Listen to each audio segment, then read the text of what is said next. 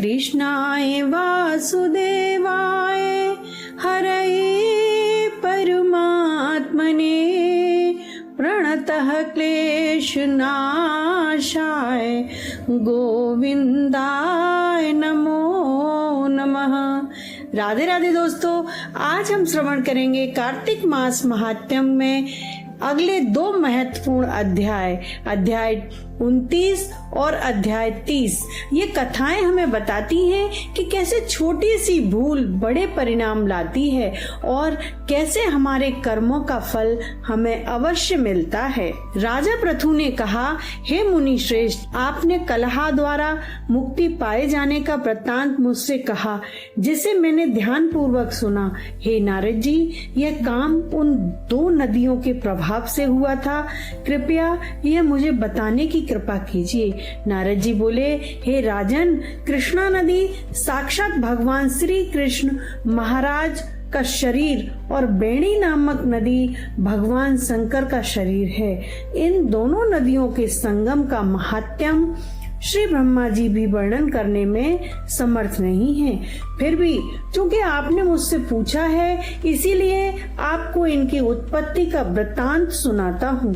ध्यान पूर्वक सुनो। चाक्षसु मनवंतर के आरंभ में ब्रह्मा जी के सहाय पर्वत के शिखर पर यज्ञ करने का निश्चय किया।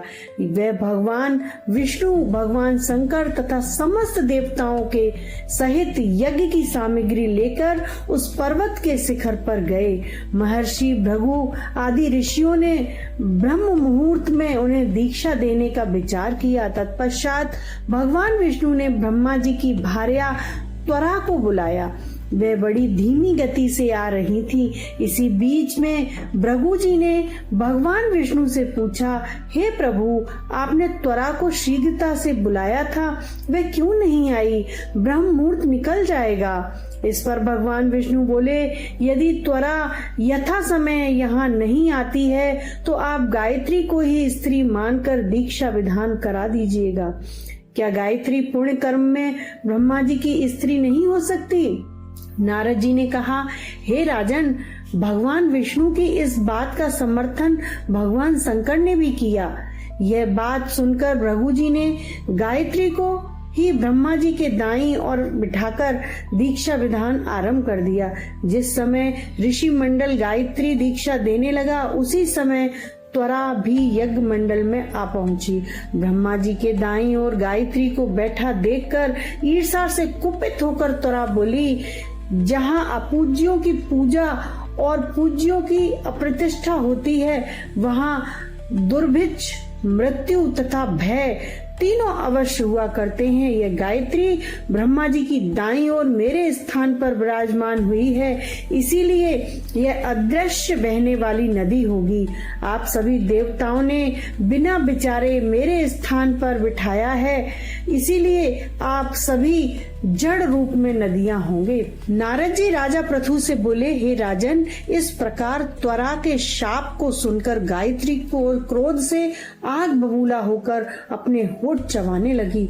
देवताओं के मना करने पर भी उसने उठकर त्वरा को श्राप दे दिया। गायत्री बोली, त्वरा, जिस प्रकार ब्रह्मा जी तुम्हारे पति हैं, उसी प्रकार मेरे भी पति हैं।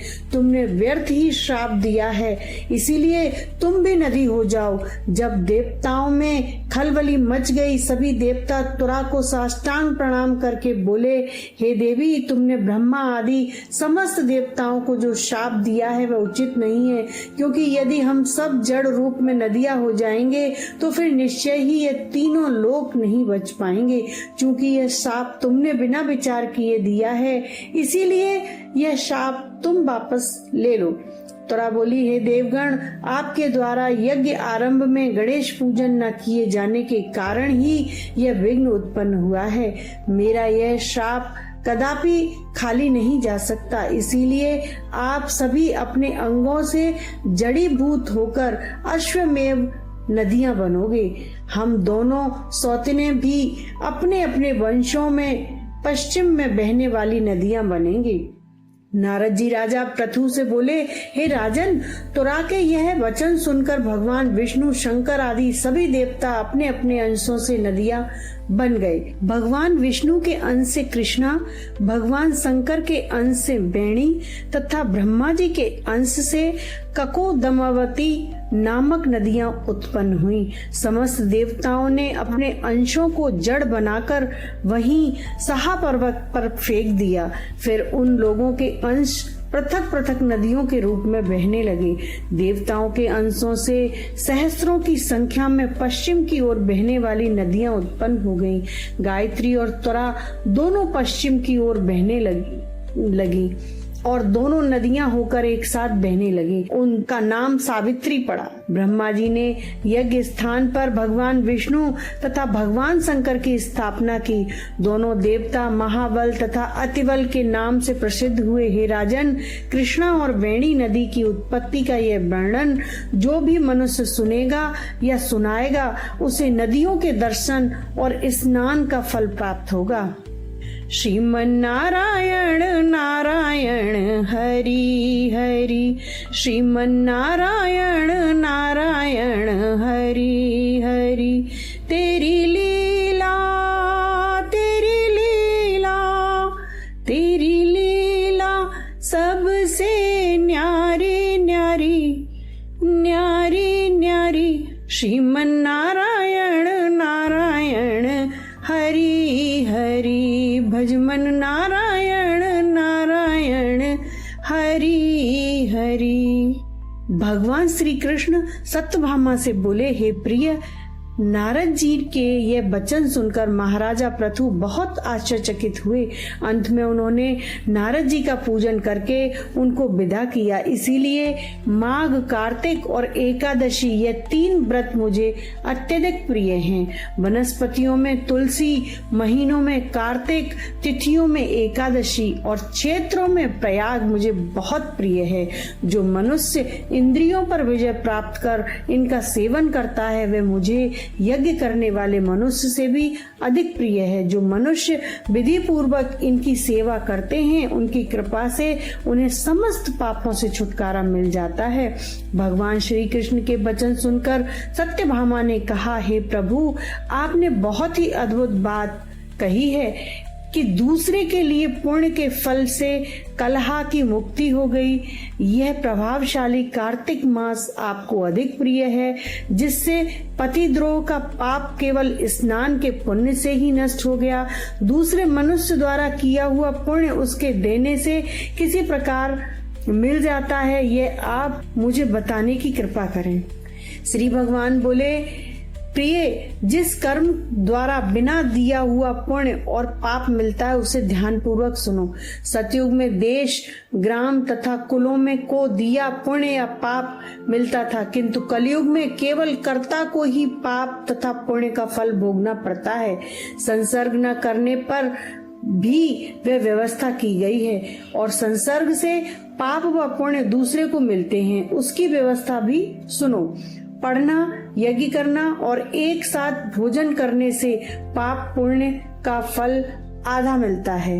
एक आसन पर बैठने तथा सवारी पर चढ़ने से, श्वास के आने जाने से पुण्य व पाप का चौथा भाग जीव मात्र को मिलता है। छूने से, भोजन करने से और दूसरे की स्तुति करने से पुण्य और पाप का 6वां भाग मिलता है। दूसरे की निंदा, चुगली और धिक्कार करने से उसका 7वां भाग मिलता है। पुण्य करने वाले मनुष्यों की जो कोई सेवा करता है वह सेवा का भाग लेता है और अपना पुण्य उसे दे देता है। नौकर और शिष्य के अतिरिक्त जो मनुष्य दूसरे से सेवा करवाकर उसे पैसे नहीं देता वह सेवक उसके पुण्य का भागी होता है। जो व्यक्ति पंक्ति में बैठे हुए भोजन करने वालों की पत्तल लांघता है वह उसे अपने पुण्य का 6वां भाग देता है। स्नान तथा ध्यान आदि करते हुए मनुष्य से जो व्यक्ति बातचीत करता है उसे छूता है वह अपने पुण्य का 6वां भाग दे डालता है। जो मनुष्य धर्म के कार्य के लिए दूसरों से धन मांगता है वह पुण्य का भागी होता है। ठीक उसी प्रकार जिस प्रकार के दान करने वाला पुण्य का भागी होता है। जो मनुष्य धर्म का उपदेश करता है और उसके बाद सुनने वाले से याचना करता है वह अपने पुण्य का 6वां भाग उसे दे देता है। जो मनुष्य दूसरों का धन चुराकर उससे धर्म करता है वह चोरी का फल भोगता है और शीघ्र ही निर्धन हो जाता है। जिसका धन चुराता है वह पुण्य का भागी होता है। बिना ऋण उतारे जो मनुष्य मृत्यु को प्राप्त होता है उसको ऋण देने वाले सज्जन पुरुष पुण्य के भागी होते हैं। शिक्षा देने वाला, सलाह देने वाला, सामग्री को जुटाने वाला तथा प्रेरणा देने वाला यह पाप और पुण्य के छठे भाग को प्राप्त करते हैं। राजा प्रजा के पाप पुण्य के पृष्ठांश का भावभोगी होता है। गुरु शिष्यों का, पति पत्नी का, पिता पुत्र का, स्त्री पति के लिए पुण्य का छठा भाग पाती है। पति को प्रसन्न करने वाली आज्ञाकारी स्त्री पति के लिए पुण्य का आधा भाग ले लेती है। जो पुण्यात्मा पराये लोगों को दान करते हैं वह उनके पुण्य का छठा भाग प्राप्त करते हैं। जीविका देने वाला मनुष्य जीविका ग्रहण करने वाले मनुष्य के पुण्य के छठे भाग को प्राप्त करता है। इस प्रकार दूसरों के लिए पुण्य अथवा पाप बिना दिए भी दूसरे को मिल सकते हैं, किंतु यह नियम जो कि मैंने बताए हैं ये कलयुग में लागू नहीं होते। कलयुग में तो एकमात्र कर्ता को ही अपने पाप के व पुण्य भोगने पड़ते हैं। इस संबंध में एक बड़ा पुराना इतिहास है जो पवित्र भी है और बुद्धि प्रदान करने वाला है। कहा जाता है उसे ध्यान पूर्वक सुनो। यह इतिहास 31वें अध्याय में बताया जाएगा। श्री कृष्ण गोविंद हरे मुरारी, हे नाथ नारायण वासुदेवा।